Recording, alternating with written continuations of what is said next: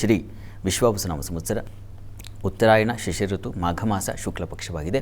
ಈ ದಿವಸ ಭಾನುವಾರವಾಗಿರ್ತಕ್ಕಂಥದ್ದು, ಸಪ್ತಮಿ ತಿಥಿ, ರೇವತಿ ನಕ್ಷತ್ರ.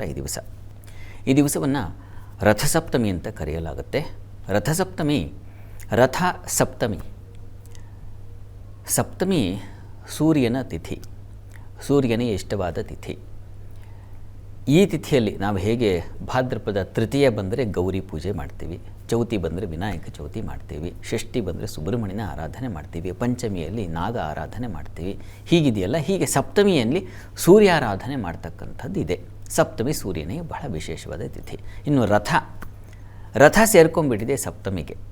ಏನಪ್ಪ ಈ ರಥ ಅಂತಂದರೆ ತುಂಬ ವಿಶೇಷವಾದ ಅರ್ಥವನ್ನು ಹೊಂದಿದೆ ಆ ರಥ. ಮೊದಲನೇದಾಗಿ ರಥ, ಸೂರ್ಯ ಏಕಚಕ್ರ ರಥವಾಹಕ ಅಂತ ಅವನಿಗೆ ಹೆಸರು. ಒಂದು ಚಕ್ರ ಅಂತೆ ಅವನ ರಥಕ್ಕಿರ್ತಕ್ಕಂಥದ್ದು. ಈ ರಥಸಪ್ತಮಿಯನ್ನು ಮೊದಲು ಅರ್ಥ ಮಾಡ್ಕೊಂಡ್ಬಿಡೋಣ, ಆಮೇಲೆ ಆ ತತ್ವಕ್ಕೆ ಬರೋಣ ನಾವು. ಈ ರಥಸಪ್ತಮಿ ಏನು, ಈ ರಥದ ವಿಶೇಷತೆ ಅಂದರೆ, ಈ ದಿವಸ ಉತ್ತರಾಯಣ ಪ್ರಾರಂಭವಾಯ್ತಲ್ಲ ಮೊನ್ನೆ, ಉತ್ತರದ ದಿಕ್ಕಿಗೆ ಬಂದು ನಿಂತಿರ್ತಕ್ಕಂಥ ಸೂರ್ಯನ ಪಥ ಈ ಹೊತ್ತಿನಿಂದ ರಥಸಪ್ತಮಿಯಿಂದ ಆ ರಥ ಚಾಲನೆಯಾಗತ್ತೆ. ಉತ್ತರ ದಿಕ್ಕಿನ ಕಡೆ ಇನ್ನು ದಕ್ಷಿಣಾಯನದ ಕಡೆಗೆ ಆ ಭಾಗಕ್ಕೆ ಸೂರ್ಯನ ಸಂಚಾರ ಪ್ರಾರಂಭವಾಗುತ್ತೆ. ಆ ಸಂಚಾರ ಪ್ರಾರಂಭವಾಗುವ ದಿನ ಈ ದಿವಸ. ವಿಶ್ವದ ಬಂದ ನಿಂತ ಕೂತ ಭಗವಂತನ ಆರಾಧನೆ ನೋಡಿ ದಕ್ಷಿಣಾಯನದಿಂದ ಗಮನಿಸ್ಕೊಂಡು ಬಂದರೆ, ಅವರು ಆಗ ಮಲ್ಕೊಂಡಿದ್ದರು. ಆ ಉತ್ಥಾನ ದ್ವಾದಶಿಯಲ್ಲಿ ಭಗವಂತ ಎದ್ದ, ಆಮೇಲೆ ಅವನ ಸ್ನಾನ ಇತ್ಯಾದಿಗಳೆಲ್ಲ ನೆರವೇರಿತು. ಈಗ ಅವನು ರಥ ಈಗ ಕಾರ್ಯಶೀಲನಾಗಬೇಕಲ್ವ, ಹೀಗಾಗಿ ರಥದ ಮೇಲೆ ಕೂತು ಮಕರ ಸಂಕ್ರಾಂತಿ ಉತ್ತರದ ಕಡೆಗೆ ಪ್ರಯಾಣ ಆಯಿತು. ಉತ್ತರ ಕಡೆಗೆ ಬಂದು ನಿಂತು ಉತ್ತರದ ಮುಖ ಮಾಡಿದ್ರು. ಈಗ ಪ್ರಯಾಣ ಪ್ರಾರಂಭವಾಗ್ತಾ ಇದೆ ಅಂತ ಸಪ್ತಮಿ ತಿಥಿಯನ್ನು ಆಯ್ಕೆ ಮಾಡಿಕೊಂಡಿದ್ದಾನೆ, ಅವನ ಸಂಚಾರವನ್ನು ಪ್ರಾರಂಭ ಮಾಡಲಿಕ್ಕೆ ಅನ್ನೋದನ್ನು ಹೇಳ್ತಾ ಇದೆ ಈ ರಥಸಪ್ತಮಿ. ಈ ದಿವಸ ನಾವು ಸೂರ್ಯನ ಪ್ರಾರ್ಥನೆಯನ್ನು ಮಾಡುವ ಮುನ್ನವೇ ಸ್ನಾನದಲ್ಲೇ ಶುರುವಾಗುತ್ತೆ. ಎಕ್ಕೆಯ ಪತ್ರಗಳನ್ನು ತೆಗೆದುಕೊಂಡು ಬಂದು ಅದನ್ನು ಶರೀರದ ಭಾಗಗಳಲ್ಲಿ ಇಟ್ಟುಕೊಂಡು ಅದರ ಸಹಿತವಾಗಿ, ಎಕ್ಕೆ ಎಲೆಯ ಸಹಿತವಾಗಿ ನಾವು ಸ್ನಾನವನ್ನು ಮಾಡಬೇಕು. ಆ ತನ್ಮೂಲಕ ಎಕ್ಕೆಗೂ ಸೂರ್ಯನಿಗೂ ಒಂದು ನಂಟಿದೆ ಅಲ್ವಾ. ಅರ್ಕ ಪುಷ್ಪ ಆ ವೃಕ್ಷವನ್ನು ಪ್ರಾರ್ಥನೆ ಮಾಡಿದರೆ ಸೂರ್ಯನ ಪ್ರಾರ್ಥನೆಯಾಗುತ್ತೆ. ಸೂರ್ಯ ನಮಗೆ ಕಾಣ್ತಾ ಇರ್ತಾನೆ, ಸರಿ, ಅವ್ರು ಪೂಜೆ ಮಾಡೋದು ಹೇಗೆ? ಎಕ್ಕೆಗೆ ಪೂಜೆ ಮಾಡಿದ್ರೆ ಸೂರ್ಯನಿಗೆ ಪೂಜೆ ಮಾಡಿದ ಹಾಗೆ, ಗಣಪತಿಗೆ ಪೂಜೆ ಮಾಡಿದ ಹಾಗೆ. ಗಣಪತಿಗೂ ಸೂರ್ಯನಿಗೂ ಅವಿನಾಭಾವ ಸಂಬಂಧ ಇದೆ.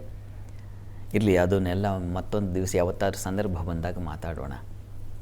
ಹೀಗಾಗಿ ಎಕ್ಕೆಯ ಗಿಡಕ್ಕೆ ಈ ದಿವಸ ಪೂಜೆ ಮಾಡಿದ್ರೆ ಸೂರ್ಯನಿಗೆ ಪೂಜೆ ಮಾಡಿದ ಹಾಗೆ ಆಗುತ್ತೆ. ಆ ಎಲೆಗಳು ನಾವು ಧಾರಣೆ ಮಾಡಿ, ಅಂದರೆ ಶಿರದ ಮೇಲೆ, ಭುಜದ ಮೇಲೆ, ಎದೆ ಮೇಲೆ, ಹೀಗೆಲ್ಲ ಆ ಪತ್ರಗಳನ್ನು ಇಟ್ಟುಕೊಂಡು ನೀರನ್ನು ನಾವು ಸ್ನಾನ ಮಾಡಬೇಕು. ತನ್ಮೂಲಕ ಆರೋಗ್ಯ ವೃದ್ಧಿಯಾಗುತ್ತೆ. ಅದಕ್ಕೆ ಉಷ್ಣ ಶಕ್ತಿ ಇದೆ ಆ ಎಲೆಗೆ.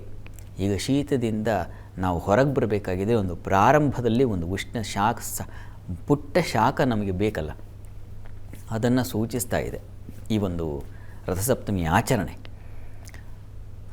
ಮತ್ತು ಅಷ್ಟೇ ಅಲ್ಲ, ಅದು ಆಯುರ್ವೇದದಲ್ಲೂ ಆ ಎಕ್ಕೆಗೆ ಬಹಳ ಮಹತ್ವ ಇದೆ. ಅದರ ಬೇರು, ಅದರ ಕಾಂಡ, ಇವುಗಳಿಗೆಲ್ಲ ಮಹತ್ವ ಇದೆ.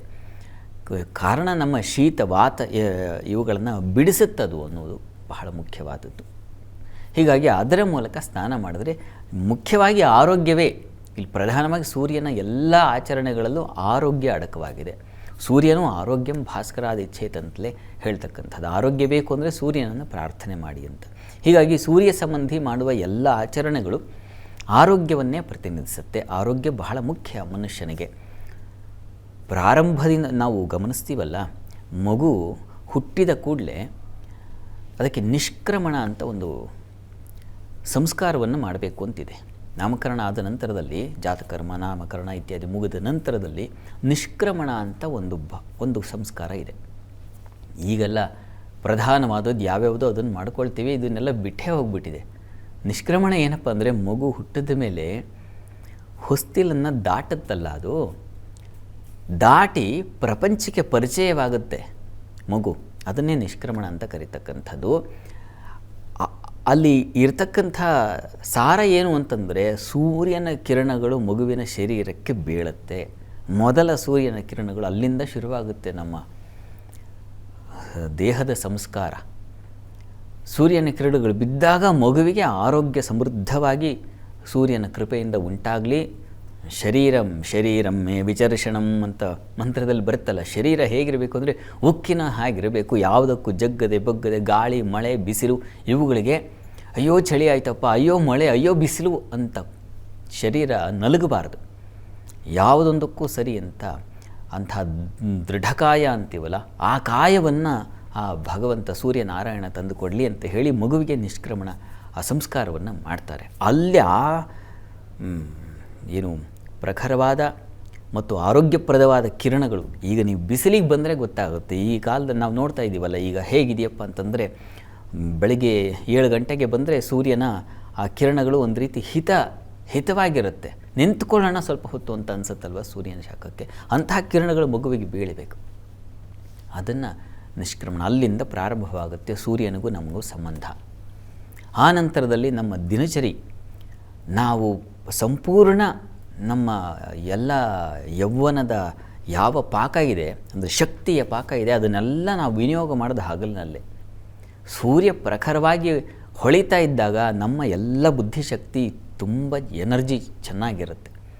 ಆಗ ನಾವು ಚೆನ್ನಾಗಿ ಕೆಲಸ ಮಾಡ್ತೀವಿ. ಆಹಾರವೂ ಅಷ್ಟೇ, ತುಂಬ ತೆಗೆದುಕೊಳ್ತಕ್ಕಂಥ ಆಹಾರ ಜೀರ್ಣವಾಗೋದು ಯಾವಾಗಪ್ಪ ಅಂದರೆ ಮಧ್ಯಾಹ್ನದ ಕಾಲದಲ್ಲೇ.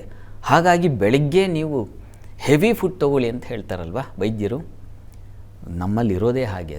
ಬೆಳಗ್ಗೆ ಎದ್ದು ಎಲ್ಲ ಭಗವಂತನ ಪ್ರಾರ್ಥನೆ ಇತ್ಯಾದಿ ಮಾಡಿ ಸಮೃದ್ಧವಾದ ಭೋಜನ, ಷಡ್ರಸೋಪೇತವಾದ ಆಹಾರ ತಗೋಬೇಕು. ಆಗ ನಮಗೆ ಚೆನ್ನಾಗಿ ಅರಗತ್ತೆ. ಕಾರಣ ಏನಪ್ಪ ಅಂದರೆ ಸೂರ್ಯನ ಬೆಳಕು ಎಲ್ಲ ಕಡೆ ಹರಡಿದೆ ನೋಡಿ. ಒಂದು ಪ್ರಾತಃ ಕಾಲದಲ್ಲಿ ನಮಸ್ಕಾರದಿಂದ ಪ್ರಾರಂಭವಾಗಿ, ಸೂರ್ಯೋದಯ ಆಗಿದೆಯಪ್ಪ ನಮಸ್ಕಾರ ಮಾಡೋಣ ಅಂತ ಅಲ್ಲಿಂದ ಪ್ರಾರಂಭವಾಗಿ ನಮ್ಮ ಎಲ್ಲದಕ್ಕೆ, ನಮ್ಮ ಆರೋಗ್ಯದ, ನಮ್ಮ ದಿನನಿತ್ಯದ ಪ್ರತಿ ಚರ್ಯೆಯಲ್ಲೂ ಸೂರ್ಯನ ಅನುಗ್ರಹ ಬೇಕು. ಇದನ್ನು ಸೂರ್ಯ ಪರಮಾತ್ಮ ಸೂಚಿಸ್ತಾ ಇದ್ದಾನೆ. ಅವನ ಆರಾಧನೆಯಿಂದ ನಮ್ಮೊಳಗೆ ಇಂಥದ್ದೆಲ್ಲ ಉಂಟಾಗಲಿ, ನಮ್ಮೊಳಗೆ ಅಂಥ ಶಕ್ತಿ ಬರಲಿ ಅನ್ನೋದು ಒಂದಾದರೆ, ಇನ್ನೂ ಒಂದು ಹಂತ ಇದೆ. ಸೂರ್ಯನನ್ನು ನಾವು ಪ್ರತಿ ದಿವಸ ನೋಡಿ ನಾವು ಕಲಿತುಕೊಳ್ಬೇಕಾಗಿರ್ತಕ್ಕಂಥ ಪಾಠ ಏನಪ್ಪ ಅಂದರೆ, ಸೂರ್ಯನಿಗೆ ಹಲವಾರು ಊನತೆಗಳಿದ್ದಾವೆ. ಮೊದಲನೇದಾಗಿ ಸೂರ್ಯ, ನಾನಾಗಲೇ ಹೇಳಿದೆ, ಏಕಚಕ್ರ ರಥವಾಹಕ. ಒಂದು ಚಕ್ರ ಇದೆ ಅವನ ರಥಕ್ಕೆ. ಒಂದು ಚಕ್ರದಲ್ಲಿ ಎಲ್ಲಾದರೂ ಬದುಕು ಓಡಲಿಕ್ಕೆ ಸಾಧ್ಯವ? ಒಂದು ಗಾಳಿ ಓಡಲಿಕ್ಕೆ ಸಾಧ್ಯವ? ಅಂಥ ಒಂದು ಅಸಾಧ್ಯವಾದದ್ದನ್ನು ತಾನು ರಥವನ್ನಾಗಿ ಮಾಡಿಕೊಂಡು ಸಂಚಾರಕ್ಕೆ ಹೊರಟಿದ್ದಾನೆ. ಮತ್ತು ಅವನು ಸಂಚರಿಸ್ತಾ ಇರತಕ್ಕಂಥ ರಸ್ತೆ ಹೇಗಿದೆಯಪ್ಪ ಅಂದರೆ ಅದಕ್ಕೆ ಯಾವುದೇ ಆಧಾರ ಇಲ್ಲ. ಮೊದಲನೇದಾಗಿ ನಾವಾದರೂ ಭೂಮಿ ಮೇಲೆ ನಿಂತ್ಕೊಂಡು ಹೋರಾಟ ಮಾಡ್ತೀವಿ, ಓಡಿಬಿಡ್ತೇವೆ, ಪ್ರಯತ್ನ ಏನು ಮಾಡ್ತೀವಿ. ಸೂರ್ಯನಿಗೆ ಆಧಾರವೇ ಇಲ್ಲ. ಆಕಾಶದಲ್ಲಿದ್ದಾನವನು, ಏಕಚಕ್ರ, ಆದರೆ ಅವನಿಗೆ ಆಧಾರವೇ ಇಲ್ಲ. ಹೋಗೋದು ಹೇಗೆ? ಆದರೂ ಹೋಗುವ ಸಿದ್ಧತೆಯನ್ನು ಮಾಡಿದ್ದಾನೆ. ಮತ್ತು ಅವನ ಸಾರಥಿ ಹೇಗಿದ್ದಾನೆ ಅಂತಂದರೆ, ಅನೂರು ಅವನ ಹೆಸರು. ಊರು ಅಂದರೆ ತೊಡೆಗಳು. ಅನೂರು ಅದಿಲ್ಲ ಅವನಿಗೆ. ಚಾಲಕನಿಗೆ ಕಾಲ ಇಲ್ಲ. ಅಂಥ ಚಾಲಕನನ್ನು ಅವನು ಹೊಂದಿದ್ದಾನೆ. ಅಷ್ಟೇ ಅಲ್ಲ, ಅವನಿಗೆ ಆ ಒಂದು ರಥಕ್ಕೆ 7 ಕುದುರೆಗಳಿದ್ದಾವಂತೆ. ಒಂದು ಚಕ್ರಕ್ಕೆ ಒಂದು ಕುದುರೆ ಇದ್ದರೆ ಸಾಂಗವಾಗಿ ಹೋಗಬಹುದು. 7 ಕುದುರೆಗಳು ಒಂದೊಂದು ಕಡೆ ಚಲಿಸ್ತಾ ಇದ್ದರೆ ಯಾವ ಕಡೆ ಸಾಗೋದು? ಗುರಿ ಏನು? ಆದರೂ ಅವನು ಗುರಿ ತಪ್ಪೋದಿಲ್ಲ. ಸಾಗ್ತೀನಿ, ಗುರಿಯನ್ನು ತಲುಪ್ತೀನಿ ಅಂತಕ್ಕಂಥ ದೃಢ ನಿಶ್ಚಯ ಮಾಡಿದ್ದಾನೆ. ಅಷ್ಟೇ ಅಲ್ಲ, ಅವನ ಸಂಸಾರವನ್ನು ಗಮನಿಸಿಬಿಟ್ರೆ ತುಂಬ ಅಸ್ತವ್ಯಸ್ತವಾಗಿದೆ. ಮಕ್ಕಳೆಲ್ಲ ಎದುರು ತಿರುಗಿ ಬಿದ್ದುಬಿಡ್ತಾ ಇದ್ದಾರೆ. ಶನೈಶ್ಚರನ ಗೊತ್ತೇ ಇದೆ ನಿಮಗೆ. ಮತ್ತು ಹೆಂಡತಿ ಗಂಡನ ತಪನೆಯನ್ನು ತಟ್ಕೊಳ್ಳೋಕ್ಕಾಗದೆ, ಸಾಮಾನ್ಯವಾಗಿ ಯಾವ್ದು ನಮ್ಮ ಮನೆಗಳಲ್ಲಿ ಆಗುತ್ತಲ್ವ, ಏನೋ ಒಂದು ಸ್ವಲ್ಪ ಕಿರಿಕಿರಿ ಇರುತ್ತೆ. ಗಂಡನೋ ಹೆಂಡ್ತಿನೋ ಕಿರಿಕಿರಿ ಸಹಿಸ್ಕೊಂಡು ಹೋಗೋಣ ಅನ್ನೋದಿಲ್ಲ, ಡಿವೋರ್ಸ್ ತೊಗೊಂಡು ಹೊರಟ್ಬಿಡೋಣ. ಹಾಗೆ ಸೂರ್ಯನ ಪರಿಸ್ಥಿತಿ ಕೂಡ ಸಹಿಸ್ಕೊಳ್ಳೋಕ್ಕಾಗದೆ ಇನ್ಯಾರನ್ನೋ ತಂದುಬಿಟ್ಟು ಸಮಯ ನೀವು ಹೊರಟುಬಿಟ್ಟಿದ್ದಾಳೆ. ಪಾಪ ಇವನು ಯಾವುದನ್ನು ಮನಸ್ಸಿಗೆ ಹಚ್ಚಿಕೊಳ್ಳದೆ, ಆಯಿತು ಗುರಿ ತಲುಪೋಣ, ಮುಖ್ಯ ಉದ್ದೇಶ ಏನಪ್ಪ ಅಂದರೆ ನಾನು ಬೆಳಕನ್ನು ನೀಡಬೇಕು ಜಗತ್ತಿಗೆ, ಹೀಗಾಗಿ ನಾನು ಸಾಗಬೇಕು ಅನ್ನೋ ದೃಢ ನಿಶ್ಚಯ ಇದೆ. ಹೀಗೆ ಅನೇಕ ಸಮಸ್ಯೆಗಳಿದ್ದರೂ ಕೂಡ ಸೂರ್ಯ ಯಾವುದನ್ನು ತನ್ನ ಮನಸ್ಸಿಗೆ ಹಚ್ಚಿಕೊಳ್ಳದೆ ಕೇವಲ ಕರ್ತವ್ಯ ನಿಷ್ಠೆಯಿಂದ, ಅವನೇನಾದರೂ ತಪ್ಪಿ ಹೋಗಿಬಿಟ್ರೆ ಎಷ್ಟು ಪ್ರಾಣಿ ಸಂಕುಲಗಳು, ಎಷ್ಟು ಕೋಟಿ ಜನಸಂಕುಲ, ಅವರ ಕಥೆ ಏನು? ಹೀಗಾಗಿ ನಾನು ನನ್ನ ಕರ್ತವ್ಯ ಏನಾದರೂ ನಿಲ್ಲಿಸಿಬಿಟ್ರೆ ಜಗತ್ತು ಉಲ್ಟಾಪಲ್ಟ ಆಗಿಬಿಡುತ್ತೆ. ಹೀಗಾಗಿ ನಾನು ಕದಲಬಾರ್ದು ಅಂತ ಹೇಳಿ ದೃಢ ನಿಶ್ಚಯ ಮಾಡಿಕೊಂಡು ಅವನು ಸಾಕ್ತಾ ಇದ್ದಾನೆ. ಹಾಗೆ ನಮ್ಮಲ್ಲಿ ಏನೇನೋ ಕೊರತೆಗಳಿರುತ್ತೆ, ಏನೋ ಸಮಸ್ಯೆಗಳು ಬಂದು ಎರಗುತ್ತೆ.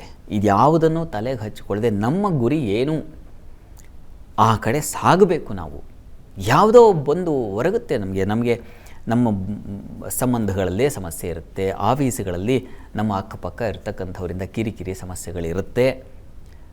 ಇದ್ಯಾವುದನ್ನು ನಾವು ನಚ್ಚಿಕೊಳ್ಳದೆ, ಅಂದರೆ ಹೆಚ್ಚು ಅಟ್ಯಾಚ್ಮೆಂಟ್ ಮನಸ್ಸಿಗೆ ತೆಗೆದುಕೊಳ್ಳದೆ, ಗುರಿ ಏನು ನಂದು, ನನ್ನ ಕರ್ತವ್ಯ ಏನು ಅದನ್ನು ಮಾಡಬೇಕು. ಅದನ್ನು ಶ್ರದ್ಧೆಯಿಂದ ಆ ಕೆಲಸದ ಕಡೆಗೆ ಗಮನ ಕೊಡಬೇಕು. ಪ್ರತಿ ದಿವಸ ಸೂರ್ಯ ಅದಕ್ಕೆ ಸಾಕ್ಷಿಯಾಗಿ ನಿಂತಿದ್ದಾನೆ. ಸೂರ್ಯೋದಯ ಆಗ್ತಾ ಇದೆ ಅಂತಂದರೆ ನೋಡಿ, ಯಾವುದು ತಲೆಗೆ ಹಚ್ಚಿಕೋಬೇಡ, ಗುರಿ ಏನು ಹೋಗು, ಗುರಿ ಕಡೆ ಸಂಚಾರ ಮಾಡು. ಮಹಾತ್ಮರ ಲಕ್ಷಣ ಇದು. ದೊಡ್ಡವರು ವಿಶ್ವದ ಅಂದರೆ ಜಗತ್ತಿನ ಪ್ರಪಂಚದ ಕಾರಣಕ್ಕಾಗಿ ಬೇರೆಯವರಿಗೆ ಹೆಚ್ಚಿನ ಜನಕ್ಕೆ ಒಳ್ಳೆಯದಾಗ್ತಾ ಇದೆ ಅಂದರೆ ತನಗೆ ಬೇಕಾದಷ್ಟು ತೊಂದರೆಗಳಾದರೂ ಚಿಂತೆ ಇಲ್ಲ, ನಾನು ತಗೋತೀನಿ ಅಂತ ಹೇಳ್ತಾರೆ, ಅನುಭವಿಸ್ತಾರೆ, ಅದನ್ನೇ ನಡ್ಕೊಳ್ತಾರೆ. ಸೂರ್ಯ ಅಂಥ ಮಹನೀಯ. ಒಬ್ಬ ಕವಿವಾಣಿ ಇದು. ಬಲ್ಲಾಳ ಅಂತಕ್ಕಂಥ ಒಬ್ಬ ಕವಿ ತನ್ನ ಕಾವ್ಯದಲ್ಲಿ ರಚಿಸ್ತಾನೆ. ಇಷ್ಟೆಲ್ಲ ಊನತೆಗಳಿದ್ದು ಮಹಾತ್ಮರ ನಡಿಗೆ ಹೇಗಿರುತ್ತಪ್ಪ ಅಂದರೆ ಇದ್ಯಾವುದೂ ಹಚ್ಚಿಕೊಳ್ಳದೆ ಅವ್ರ ಪಾಡಿಗೆ ಅವ್ರ ಕರ್ತವ್ಯ ಮಾಡ್ತಾ ಇರ್ತಾರೆ. ಹೀಗಾಗಿ ಹಾಗೆ ಮಹಾತ್ಮರ ದಾರಿಯನ್ನು ನಾವು ಅನುಸರಿಸಬೇಕು, ಆ ದಾರಿಯಲ್ಲಿ ನಾವು ಸಾಗಬೇಕು. ಸೂರ್ಯನ ಈ ರಥಸಪ್ತಮಿ ಏನು ಹೇಳ್ತಾ ಇದೆಯಪ್ಪ ಅಂದರೆ, ಸೂರ್ಯ ಸಂಚರಿಸ್ತಾ ಇದ್ದಾನೆ, ಅವನ ಗುರಿಯ ಕಡೆಗೆ ಯಾವ ನೋವನ್ನು ಯಾವ ಅಂಟನ್ನು ಅಂಟಿಸಿಕೊಳ್ಳದೆ ವ್ಯಥೆ ಮಾಡಿಕೊಳ್ಳದೆ ಸಾಗ್ತಾ ಇದ್ದಾನೆ. ಕಾರಣ ಜಗತ್ತಿನ ಅನುಕೂಲಕ್ಕಾಗಿ, ಒಳಿತಿಗಾಗಿ. ಹೀಗಾಗಿ ನಾವು ಕೂಡ ನಮಗಿಂತ ದೇಶ ದೊಡ್ಡದು, ನಮ್ಮ ಕುಟುಂಬಕ್ಕಿಂತ, ನಮ್ಮ ಯಾವುದೋ ಆಸೆ ಆಮಿಷಗಳಿಗಿಂತ ದೇಶ ದೊಡ್ಡದು ಅಂತಕ್ಕಂಥ ಭಾವನೆಯಲ್ಲಿ ಸಮಾಜಕ್ಕೆ ಒಳ್ಳೆಯದನ್ನೇ ಮಾಡ್ತಾ, ಕಿಂಚಿತ್ತಾದರೂ ಒಳ್ಳೆಯದನ್ನು ಮಾಡಬೇಕು ಅನ್ನೋ ಗುರಿ ಇಟ್ಟುಕೊಂಡು ನಾವು ನಮ್ಮ ಪ್ರತಿ ದಿವಸದ ದಿನಚರಿಯನ್ನು ಸಾಗಿಸಬೇಕು. ಪ್ರತಿ ದಿವಸ ಸೂರ್ಯನ ದರ್ಶನ ಮಾಡಬೇಕು. ಅವನ ಗುರಿ ಹೇಗೆ ಅವನು ಸಾಗ್ತಾ ಇದ್ದಾನೋ ಅಷ್ಟೆಲ್ಲ ಸಮಸ್ಯೆಗಳಿಟ್ಟುಕೊಂಡು ನಾವು ಹಾಗೆ ನಮ್ಮೆಲ್ಲ ಸಮಸ್ಯೆಗಳನ್ನ ಇಟ್ಟುಕೊಂಡು ನಾವು ಸಾಗಬೇಕು. ಇದು ನಿರಂತರವಾದ ಪ್ರಯಾಣ. ಇದನ್ನು ಸೂರ್ಯ ನಮಗೆ ಹೇಳ್ತಾ ಇದ್ದಾನೆ, ಪಾಠ ಪ್ರತಿ ದಿವಸ ಹೇಳ್ತಾ ಇದ್ದಾನೆ. ಮಗು ಹುಟ್ಟಿದ ಆರಭ್ಯ ನಾನು ನಿಷ್ಕ್ರಮಣ ಅಂತ ಹೇಳಿದಾನಲ್ಲ, ಅಲ್ಲಿ ಆ ಸೂರ್ಯನ ಕಿರಣಗಳ ಮೂಲಕ ನಮಗೆ ಬರೋದೇನಪ್ಪ ಅಂದರೆ ಇಂಥ ಅರಿವು. ಆ ಕಿರಣಗಳೆಲ್ಲ ಸೂರ್ಯನ ಅರಿವು, ನಮಗೆ ಕೊಡ್ತಕ್ಕಂಥ ಅರಿವಿನ ಕಿರಣಗಳು. ಅವು ಬಂದು ನಮಗೆ ನಮ್ಮ ದೇಹಕ್ಕೆ, ಮನಸ್ಸಿಗೆ ಆತ್ಮಕಾರ. ಸೂರ್ಯ ಆತ್ಮ ಜಗತಸ್ತಸ್ತು ಶಶ್ಚ, ಆತ್ಮಕಾರಕ. ನಮ್ಮ ಆತ್ಮಕ್ಕೆ ಅಂಥ ಸೂರ್ಯಕಿರಣ ಬಂದು ತಲುಪಿದರೆ ನಮ್ಮ ಆತ್ಮವು ಕೂಡ ಸೂರ್ಯಾತ್ಮವೇ ಆಗಬೇಕಲ್ವ. ಸೂರ್ಯನ ಹಾಗೆ ನಾವು ಬೆಳಗಬೇಕಲ್ವ. ನಮ್ಮ ಅಕ್ಕಪಕ್ಕ ಕನಿಷ್ಠ ನಮ್ಮ ಮನೆಗಾದರೂ ನಾವು ಬೆಳಕಾಗದೇ ಇದ್ದರೆ, ಅವನು ಜಗತ್ತಿನ ಆದ್ಯಂತವಾಗಿ ಬೆಳಗ್ತಾ ಇದ್ದಾನೆ, ಅದು ಬೇರೆ ವಿಚಾರ. ಅವನ ಮಹಾತ್ಮ. ನಾವು ಅವನ ದಾರಿಯಲ್ಲಾದರೂ ಸಾಗಬೇಕು ಈ ರಥಸಪ್ತಮಿ ದಿವಸ. ಅಂಥ ಒಂದು ಗುರಿಯನ್ನು ಇಟ್ಟುಕೊಂಡು ಈ ರಥಸಪ್ತಿಯನ್ನು ಪ್ರಾರಂಭ ಮಾಡಿದ್ರೆ ನೋಡಿಪ್ಪ, ನಾವು ಪ್ರತಿ ದಿವಸ ನನಗೆ ಅದು ಕೊಡು, ಆರೋಗ್ಯ ಕೊಡು, ಮತ್ತೊಂದು ಕೊಡು, ಮಗದೊಂದು ಕೊಡು, ಇದಿದ್ದಿದ್ದೇ ನಮಗೆ. ಪ್ರತಿ ದಿವಸ ನಾವು ಚಿಕ್ಕವರಾಗ್ತಾನೇ ಇದ್ದೀವಿ. ಹೀಗಲ್ಲದೆ ನಾನು ನಿನ್ನಂತೆ ಆಗಬೇಕು ಅಂತ ಬೆಳೀಬೇಕು, ಅದು ಸೂರ್ಯನನ್ನು ಆದರ್ಶವಾಗಿ ಇಟ್ಕೊಳ್ಬೇಕು ಅನ್ನೋದನ್ನು ಸೂಚಿಸ್ತಾ ಇದೆ ಈ ರಥಸಪ್ತಮಿ. ಹೀಗಾಗಿ ಸೂರ್ಯನನ್ನು ಆದರ್ಶವಾಗಿ ಇಟ್ಕೊಳ್ಳೋಣ. ನಮ್ಮ ಕರ್ತವ್ಯಗಳನ್ನು ಎಷ್ಟೇ ಲೋಪ, ನೋವು, ದೋಷ ಏನಿದ್ರೂ ಅದನ್ನು ಯಾವುದನ್ನು ಅಂಟಿಸಿಕೊಳ್ಳದ ಹಾಗೆ ಮುಂದೆ ಸಾಗೋಣ. ಒಳ್ಳೆಯದಾಗಲಿ.